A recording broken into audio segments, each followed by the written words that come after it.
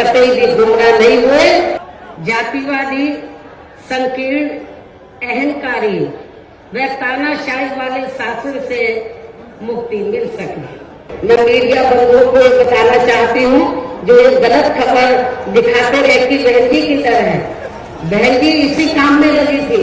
इनको मैं बताना चाहती हूँ, चुनाव की तैयारी में लगी हुई थी कि जब पदोन्नति में आरक्षण को लेकर तो पार्लियामेंट में बिल आया, तो यही समाजवादी पार्टी थी जिसने इस बिल को फाड़ दिया था। जो दलित वर्ग के लोग हैं उनको पदोन्नति में आरक्षण की सुविधा न मिल सके। आपके आगरा में तो इतना बुरा हाल है दलितों का कि पुलिस की कस्टडी में तो दलित वर्ग के एक नवयुवक को मार दिया जाता है। भाजपा सरकार की भी नीतियां व कार्यशैली अधिकांश यहाँ जातिवादी, पूंजीवादी एवं आरएसएस के संकीर्ण एजेंडे को ही लागू करने पर टिकी रही है। धर्म के नाम पर हमेशा यहाँ तनाव व नफरत आदि का वातावरण ही बना रहा है। अल्पसंख्यक समाज के लोगों के साथ तो बीजेपी की सरकार ने अधिकांश इन्होंने पक्षपात वाला रवैया ही अपनाया है। जाति व धर्म के नाम पर यहाँ लोगों का किसी भी प्रकार से शोषण व उत्पीड़न आदि नहीं होने दिया जाएगा। लेकिन ये सभी कार्य करने के लिए इस चुनाव में यहाँ बीएसपी की सरकार बनाना बहुत जरूरी है। अपने रेजिडेंस पर उनका पूरा परिचय दिया तो तब मैंने उनका टिकट फाइनल किया है।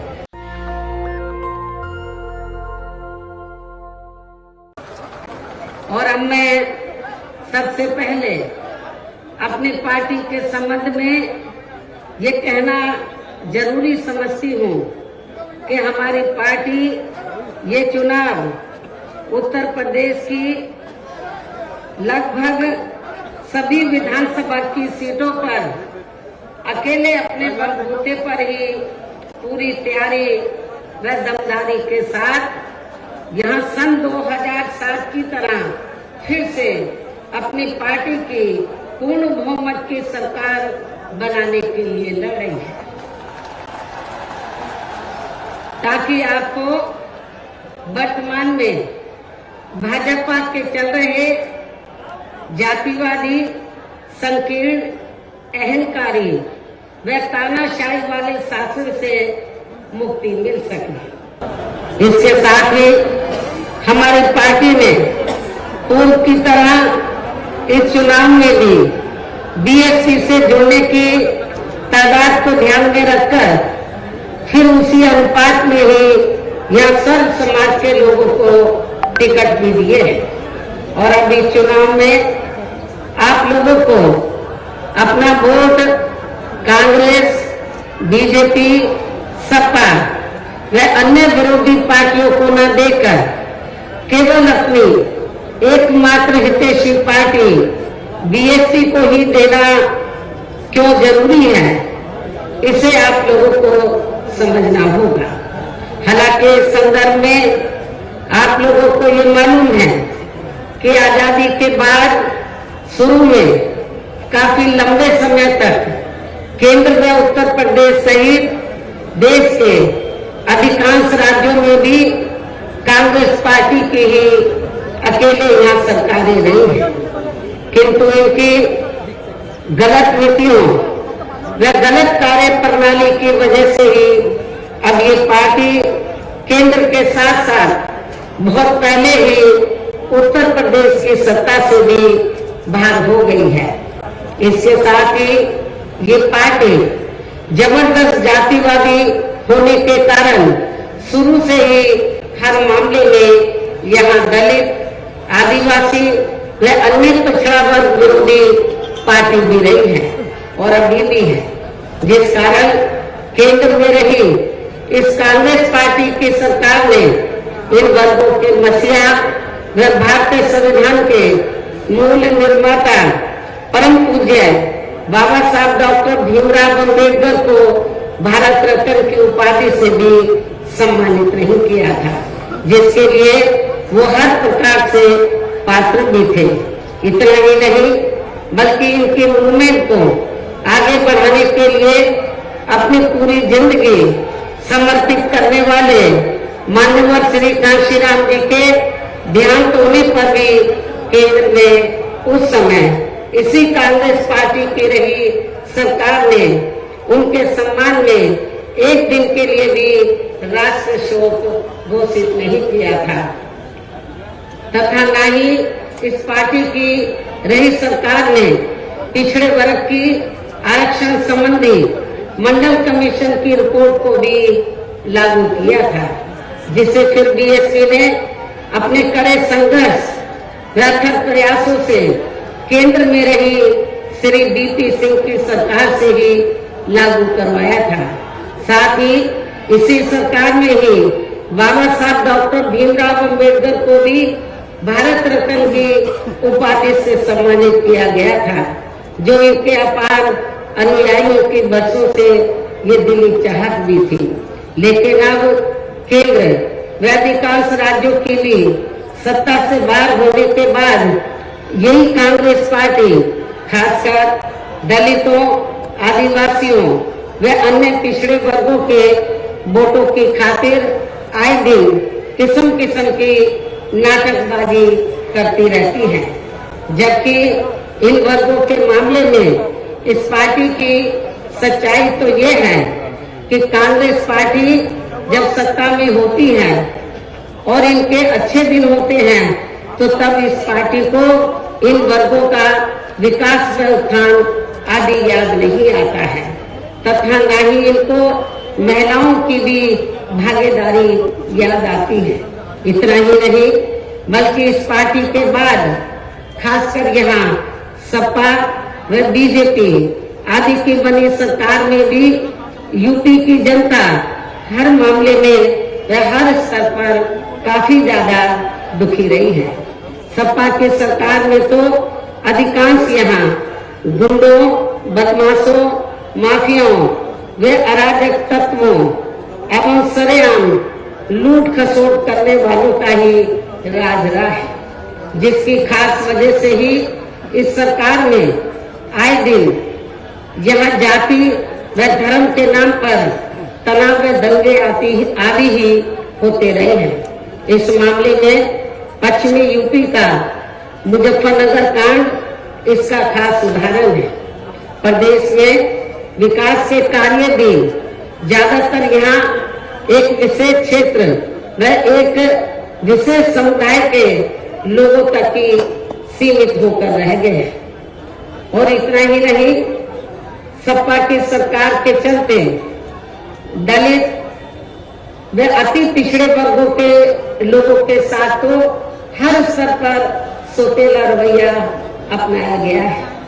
आप लोगों को ये मालूम है कि जब सपा पावर में आई तो सपा सरकार ने एक काम ये किया सबसे पहले सत्ता में आते ही कि हमारी पार्टी की सरकार ने जो दलित और अन्य पिछड़े वर्ग में समय समय पर संत गुरु और महापुरुष हुए तो उनको आदर सम्मान देने के मकसद से, उद्देश्य से हमारी पार्टी की सरकार ने जिन नए जिलों के नाम इनके नाम से रखे, नई योजनाओं के नाम इनके नाम से रखे तो उनको बदल दिया। और इतना ही नहीं, मैं सरकारी कर्मचारियों को भी ये बताना चाहती हूँ कि जब पदोन्नति में आरक्षण को लेकर तो पार्लियामेंट में बिल आया तो यही समाजवादी पार्टी थी जिसने इस बिल को फाड़ दिया था और इस बिल को पास नहीं होने दिया, ताकि जो दलित वर्ग के लोग हैं उनको पदोन्नति में आरक्षण की सुविधा न मिल सके। ये समाजवादी पार्टी का कैरेक्टर है, चाल चरित्र है। इसी प्रकार भाजपा सरकार की भी नीतियां व कार्यशैली अधिकांश यहाँ जातिवादी, पूंजीवादी एवं आरएसएस के संकीर्ण एजेंडे को ही लागू करने पर टिकी रही है, जिससे प्रभावित एवं शिकार हुए लोगों का इस सरकार में सही से विकास व उत्थान आदि नहीं हो सका है। साथ ही इनका हर स्तर पर काफी ज्यादा उत्पीड़न भी किया गया है। धर्म के नाम पर हमेशा यहाँ तनाव व नफरत आदि का वातावरण ही बना रहा है। ये किसी से छिपा नहीं है।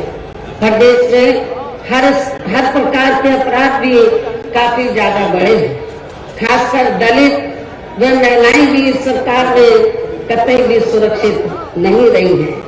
लेकिन मीडिया में इनके आंकड़ों को ज्यादातर दबा दिया जाता है। आपके आगरा में तो इतना बुरा हाल है दलितों का कि पुलिस की कस्टडी में तो दलित वर्ग के एक नवयुवक को मार दिया जाता है। ये भी किसी से छिपा नहीं है। इसके अलावा प्रदेश में गरीबों, मजदूरों, बेरोजगारों व अन्य मेहनतकश लोगों के साथ साथ दलितों, आदिवासियों, अन्य पिछड़े वर्गों, मुस्लिम एवं अन्य धार्मिक अल्पसंख्यक समाज के लोगों के हित व कल्याण के लिए वर्षों से जो भी यहाँ सरकारी योजनाएं चल रही थी तो उनका भी इन्हें इस सरकार में सही से पूरा लाभ नहीं मिल सका है। खासकर दलितों व पिछड़ों को आरक्षण का भी पूरा लाभ नहीं मिल सका है, क्योंकि इन्होंने ज्यादातर सरकारी कार्य प्राइवेट सेक्टर के जरिए ही कराए हैं, जिसमें इनके लिए आरक्षण की कोई भी व्यवस्था नहीं है। सरकारी नौकरियों में भी इनका आरक्षण का कोटा भाजपा सरकार में भी पूरा नहीं किया गया है। मुस्लिम व अन्य धार्मिक अल्पसंख्यक समाज के लोगों के साथ तो बीजेपी की सरकार ने अधिकांश इन्होंने पक्षपात वाला रवैया ही अपनाया है। इतना ही नहीं बल्कि इस बार बीजेपी की सरकार ने अपर कास्ट समाज में से विशेषकर प्रबुद्ध वर्ग भी हर मामले में अपने आप को काफी ज्यादा उपेक्षित रहा है।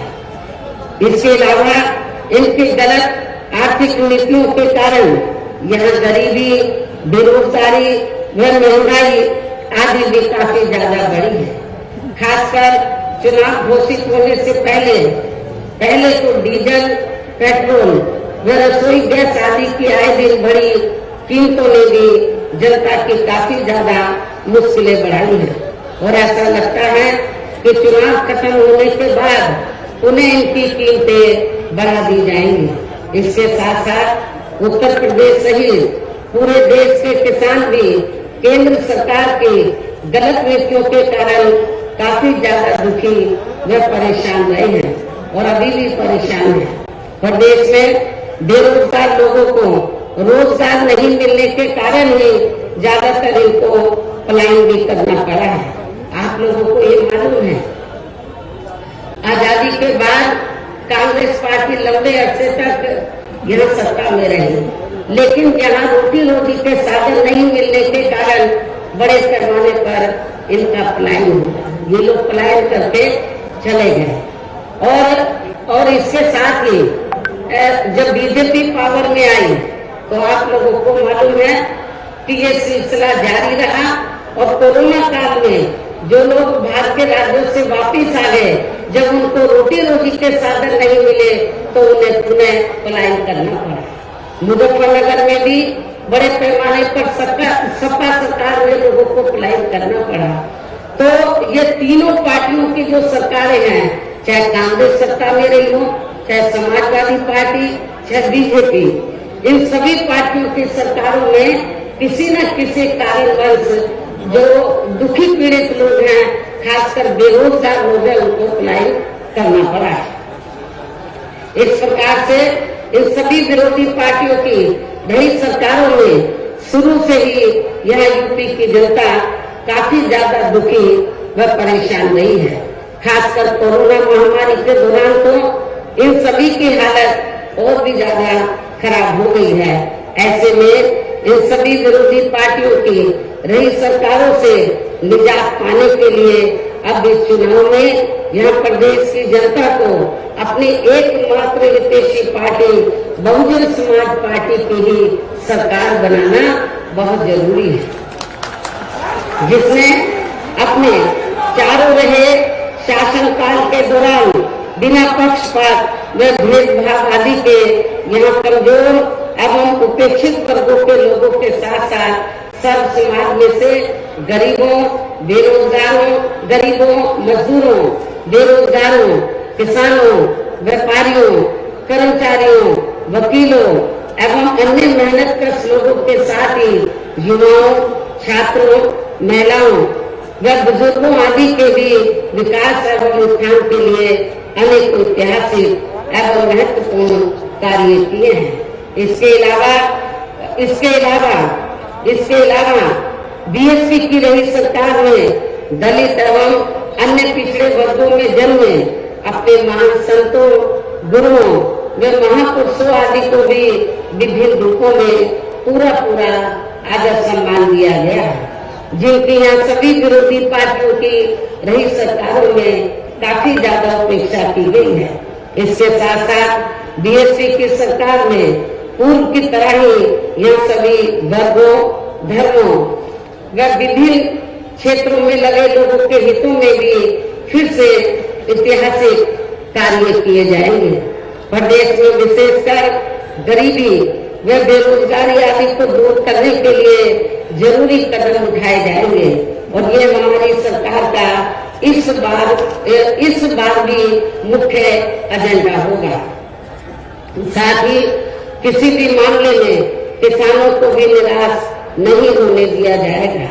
इसके अलावा आपके इस क्षेत्र के जो भी आपके आगरा मंडल में तो सभी जिलों में जो भी स्थानीय समस्याएं होंगी तो उन्हें भी जरूर दूर किया जाएगा। वैसे आप लोगों को मालूम है कि आगरा और फिरोजाबाद में तो जो यहाँ स्थानीय कारोबार चल रहे हैं इनकी कुछ समस्याएं हैं तो उनको भी दूर किया जाएगा। ये भी मैं आप लोगों को विश्वास दिलाना चाहती हूँ। साथ ही केंद्र व यूपी सरकार के भी विवादित, इसके साथ ही केंद्र व यूपी सरकार के भी विवादित नियमों व कानूनों को यहाँ जल्दी से लागू नहीं होने दिया जाएगा। इतना ही नहीं बल्कि बीएसपी की रही सरकार ने जिन महान संतों, गुरुओं एवं महापुरुषों आदि के आदर सम्मान में या उनके नाम पर जनहित की जो अनेकों योजनाएं शुरू की गई थी, साथ ही नए जिलों के नाम भी रखे गए थे, तो उन्हें अधिकांश, जैसा कि मैंने आप लोगों को बताया कि उन्हें अधिकांश सपा सरकार द्वारा बदल दिया गया है, जिससे उनके प्रति इनकी हीन व जातिवादी मानसिकता भी साफ झलकती है तथा जिन्हें फिर बीएसपी की सरकार बनने पर जरूर बहाल कर दिया जाएगा। इसके साथ साथ बीएसपी की रही सरकार ने सर्व समाज से व विभिन्न क्षेत्रों में लगे लोगों के हितों में जो अनेकों महत्वपूर्ण व ऐतिहासिक फैसले लिए गए थे, जिन्हें सत्ता परिवर्तन होने पर बाद में सपा व बीजेपी की सरकार ने ज्यादातर दरकिनार कर दिया है, तो उन्हें भी फिर से शुरू किया जाएगा। इसके साथ ही बीएसपी की सरकार बनने पर यह बीजेपी व सपा आदि के शासनकाल की तरह कानून व्यवस्था को किसी भी कीमत पर खराब व लचर नहीं होने दिया जाएगा और भारत सरकार कानून द्वारा कानून का राज कायम किया जाएगा। जाति व धर्म के नाम पर यहाँ लोगों का किसी भी प्रकार से शोषण व उत्पीड़न आदि नहीं होने दिया जाएगा। खासकर कानून व्यवस्था को बेहतरीन बनाने के लिए विशेष अभियान के तहत व दलगत राजनीति से ऊपर उठकर यहाँ गुंडों, बदमाशों, माफियाओं व अन्य अपराधी एवं अराजक तत्वों को भी जेल के सलाखों में ही भेजा जाएगा। जहां मेरी सरकार में इनकी जेल के बाहर नहीं बल्कि जेल के अंदर ही सही जगह होती है। इतना ही नहीं बल्कि जाति, धर्म व राजनीतिक द्वेष की भावना के तहत जिन लोगों को खासकर धरना प्रदर्शन आदि के नाम पर जबरदस्ती गलत धाराओं में फंसाकर उन पर अनेकों केस चलाए हुए हैं वर्तमान भाजपा सरकार में, तो उन मामलों की भी सही से जांच करा के उनके केस भी खत्म किए जाएंगे।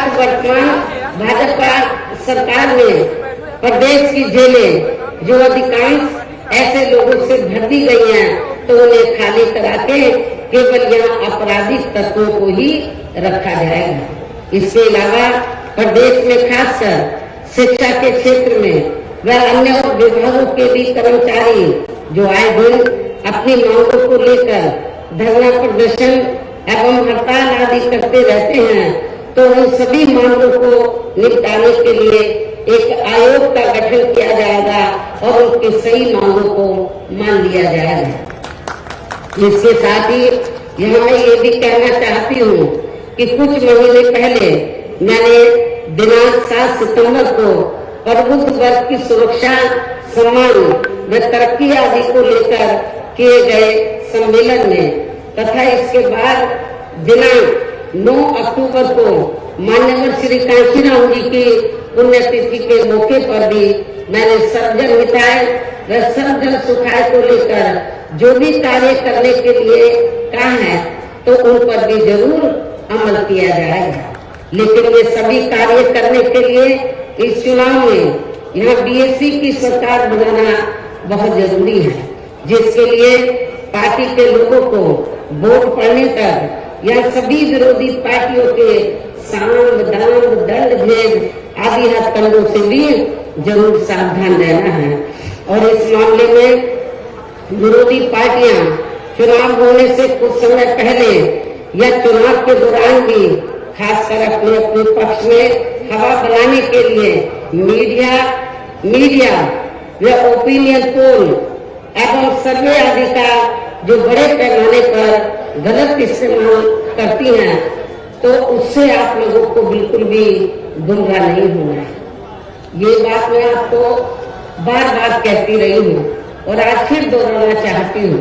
इतना ही नहीं बल्कि इस बार कुछ जातिवादी मीडिया ने इस चुनाव में हमारी पार्टी के लोगों का मनोबल गिराने में भी ये कहकर कोई कसर नहीं छोड़ी है कि इनके नेता कहीं नजर नहीं आ रही है। ये आए दिन मीडिया में इसको न्यूज को फ्लैश करते रहे, जबकि इस मामले में हकीकत तो ये है कि देश में शुरू में फैले कोरोना का प्रकोप थोड़ा कम होते ही मैं दिल्ली से लखनऊ आ गई थी और पिछले लगभग 1 साल से मैं लखनऊ में ही रहकर अपनी पार्टी को मजबूत बनाने के कार्य में लग गई थी। इसके साथ ही इस कार्य में यहाँ ज्यादा ध्यान देने की वजह से मैंने पिछले 1 वर्ष से बाकी राज्यों का भी कार्य लखनऊ से ही देखा है और 1 वर्ष में केवल मैं 2 दिन के लिए दिल्ली गई थी। 1 वर्ष में केवल मैं 2 दिन के लिए दिल्ली गई थी जब मेरी मदर की मृत्यु हो गई थी और इस 1 वर्ष के दौरान मैंने यहाँ पार्टी को फिर से पोलिंग बूथ स्तर पर कैडर के आधार पर यह सही से खड़ा किया है। आप लोगों को मालूम है कि पहले जो कमेटियां बनी थी तो ज्यादातर फर्जी थी। केवल हमारे लोग बता देते थे, नीचे के स्तर के पदाधिकारियों को खुद जाकर कमेटी नहीं बनाते थे। इस बार मैंने सख्त निर्देश दिए कि कमेटी सही होनी चाहिए और जो बड़े बड़े पदाधिकारी हैं वो भी जाकर कमेटी बनाएंगे, ये भी मैंने कहा। तो इस एक कहने का तात्पर्य यह है कि इस 1 वर्ष के दौरान मैंने यह पार्टी को फिर से पोलिंग बूथ स्तर पर कैडर के आधार पर यह सही से खड़ा किया है तथा सब समाज के काफी नए लोगों को भी तैयार किया है। इसके साथ ही पोलिंग बूथों की कमेटियों के बनने के बाद फिर मैंने अपने ज्यादातर निवास स्थान पर ही उनकी समीक्षा बैठकें भी की है और ये कार्य खत्म होने के बाद फिर मैंने इस बार उम्मीदवारों का चयन करने के मामले में भी विशेष ध्यान दिया है, क्योंकि इस मामले में पिछले चुनाव में हमारी पार्टी के कुछ वरिष्ठ नेताओं ने जो अधिकांश दूसरी पार्टियों में चले गए हैं, उन्होंने काफी विश्वासघात किया है। पिछली बार चुनाव में उन्होंने काफी विश्वासघात किया, न जातीय समीकरण का ध्यान रखा, बल्कि सुनने में तो ये आया कि दूसरी पार्टियों के उम्मीदवारों से साठगांठ करके हमारे नेताओं ने ज्यादातर डमी कैंडिडेट खड़े कर दिए, जिसकी वजह से पिछले विधानसभा चुनाव में हमारी पार्टी का अच्छा रिजल्ट नहीं आ सका। इस चीज का मैंने विशेष ध्यान दिया इस बात की तरफ, और मैंने ये फैसला लिया कि इस बार मैं ये कार्य अपनी देखरेख में खुद करूंगी। 403 विधानसभा की सीटें हैं, एक एक सीट पर मैं उम्मीदवार से खुद मिली अपने रेजिडेंस पर, उनका पूरा परिचय दिया, तो तब मैंने उनका टिकट फाइनल किया है, ताकि पिछले चुनाव की तरह हमारे साथ कोई धोखा न हो जाए। और इसके बाद जैसे ही मैं इस कार्य से कल फ्री हुई, इस कार्य से, तो आज मैं अपनी पार्टी के उम्मीदवारों को जिताने की अपील करने के लिए यूपी की दलितों की खास राजधानी आगरा में आप लोगों के बीच में आ गई हूँ।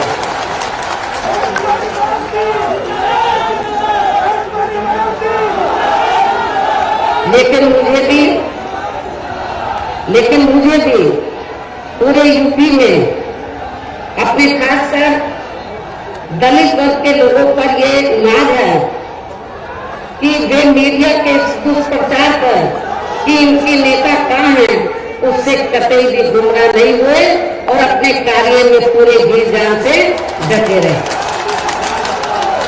जिसके कारण इस दौरान बाकी जातियों के लोग भी बीएसपी में बड़े पैमाने पर जुड़े हैं। जब वीकर सेक्शन के लोग, दलित वर्ग के लोग बड़े पैमाने पर कैडर के आधार पर जुड़े, जिसकी तरफ मैंने विशेष ध्यान दिया, तो फिर जो बाकी जातियां हैं वो भी बड़े पैमाने पर बीएसपी में जुड़ी है। और अब इस बार चुनाव में फिर से मैं मीडिया बंधुओं को ये बताना चाहती हूँ, जो एक गलत खबर दिखाते रहे कि बहन जी की तरह है, बहन जी इसी काम में लगी थी, इनको मैं बताना चाहती हूँ चुनाव की तैयारी में लगी हुई थी। और अब मैं मीडिया बंधुओं को ये बताना चाहती हूँ कि अब इस बार चुनाव में फिर से सन 2007 की तरह बीएसपी का चौंकाने वाला रिजल्ट आएगा। ये भी मैं मीडिया बंधुओं को बताना चाहती हूँ। आप लोगों को याद होगा कि जब सन 2007 में विधानसभा का आम चुनाव हुआ था, तो उस दौरान मीडिया इस बात के चुनाव की तरह बीएसपी को कहीं आंकता नहीं था, और बीएसपी के बारे में क्या बोलता था, इनका ओपिनियन पोल, सर्वे आदि क्या बोलता था कि बीएसपी तीसरे नंबर पर रहेगी। जब रिजल्ट आया तो बीएसपी नंबर 1 पर आई और एब्सोल्यूट मेजॉरिटी की सरकार बनी। और मुझे तो लग रहा है ऐसा इस बार भी होने वाला है। मीडिया का ओपिनियन पोल, सर्वे आदि धरा का धरा रह जाएगा। इसके साथ ही मैं आप लोगों को ये भी कहना चाहती हूँ कि आप लोगों को पूर्व की तरह इस चुनाव में भी विरोधी पार्टियों ने विभिन्न रूपों में जो अपने हवाई या प्रलोभन भरे चुनावी घोषणा पत्र आदि जारी किए हैं, जिन्हें सत्ता में आने के बाद ये पार्टियां अधिकांश अमल में नहीं लाती हैं, तो उनके बहकावे में भी आपको कतई नहीं आना। जबकि इस मामले में बीएसपी किसी भी चुनाव में विरोधी पार्टियों की तरह अपना कोई भी चुनावी घोषणा पत्र आदि जारी नहीं करती है, क्योंकि बीएसपी कहने में बहुत कम बल्कि कार्य करके दिखाने में ही ज्यादा विश्वास रखती है। और ऐसा हमने यहाँ यूपी में अपने चारों रही सरकारों के दौरान करके भी दिखाया है। इतना ही नहीं बल्कि हमारी पार्टी के चारों रही सरकारों ने प्रदेश में बिगड़ी हुई कानून व्यवस्था को सुधारने के साथ साथ जो असंख्य के साथ साथ प्रदेश के विकास एवं आम जनहित के लिए जो असंख्य अति महत्वपूर्ण कार्य किए हैं, वो अभी तक यहाँ किसी भी विरोधी पार्टी की सरकार ने नहीं किए हैं। आपको मालूम है कि बीजेपी के लोग कहते रहते हैं हमने गरीबों को इतने मकान दिए हैं, कहीं नजर आ रहे हैं। जब मेरी सरकार थी आपके आगरे में हुई, बड़े पैमाने पर हमने गरीबों को फ्री मकान बनाकर दिए, वो आपको नजर आते हैं। कहाँ है इनके मकान? तो वो आपको बहुत कम ही नजर आएंगे।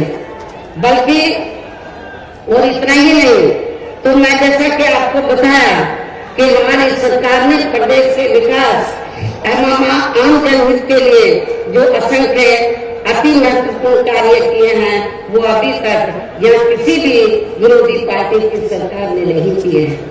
बल्कि ज्यादातर उन्हीं कार्यों के नाम जो हमारी सरकार ने कार्य किए थे, बल्कि ज्यादातर उन्हीं कार्यों के नाम व स्वरूप आदि बदलकर अब विरोधी पार्टियों की सरकारें उन्हीं को ही भुनाने में लगी है। लेकिन उन कार्यों के प्रति इनकी नियत व सोच सही नहीं होने के कारण उसमें भी ये पार्टियां ज्यादा सफल नहीं हो पा रही हैं। इन्हीं जरूरी बातों के साथ ही हम मेरा यही कहना है कि आप लोगों को इस चुनाव में अपने हित व कल्याण के लिए या फिर से यूपी में बीएसपी की सर्व जन हिताय व सर्व जन सुखाय की नीतियों पर आधारित सरकार बनाना बहुत जरूरी है। और इसके लिए पार्टी के लोगों को, इसके लिए बीएसपी के लोगों को वोट पड़ने वाले दिन कोरोना नियमों का पालन करते हुए सबसे पहले सुबह उठते ही व समय से अपने अपने पोलिंग बूथों पर अपना वोट डालने के लिए जाना है। वोट वाले दिन याद रखो, बहुजन समाज पार्टी के लोगों, जो बीमार है, बुजुर्ग हैं, उनको छोड़कर जो बाकी लोगों को उस दिन आप लोगों को उपवास रखना है। कब तक? जब तक आप लोग अपने अपने पोलिंग बूथों पर वोट डालकर अपने घरों में वापस नहीं आ जाते। और इस मामले में हमारी जो महिलाएं हैं वो भी पीछे नहीं रहेंगी, ये भी मैं बताना चाहती हूँ। तो सुबह उठते ही सबसे पहले अपने अपने पोलिंग बूथों पर आप लोगों को वोट डालने के लिए जरूर जाना है। इसके साथ ही आपका वोट अन्य कोई व्यक्ति डाल न सके, इसका भी आप लोगों को खुद ही ध्यान रखना है।